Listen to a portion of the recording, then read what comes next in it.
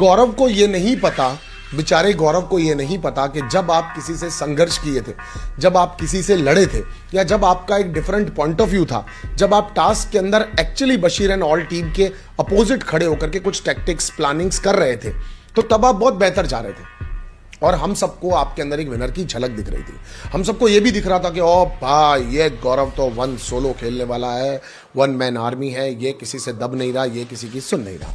अब इतने ही दिनों में जब गौरव ये कर रहे थे तो आया वीकेंड का वॉर। अब वीकेंड का वॉर बहुत सारे लोगों को बहुत सारी क्लियरिटी देता है। अभी गौरव को क्लियरिटी क्या मिली? गौरव को ये समझ में आया कि मैं ओवर स्मार्ट बन रहा था, मैं गलती कर रहा था, मैं जो कुछ भी हरकतें कर रहा था वो तो किसी काम की नहीं थी। मैं मेरे मन में ही सोच रहा था कि मैं कैप्टन तय कर रहा हूं, जबकि गौरव सोच रहा था और गौरव जो कर रहा था वो बिल्कुल सही दिशा में जा रहा था।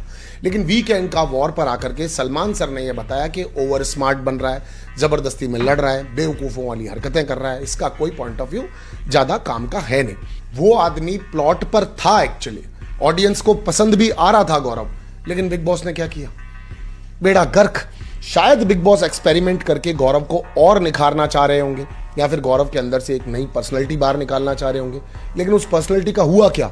बेड़ा गर्क हो गया और गौरव का गेम ही खो गया।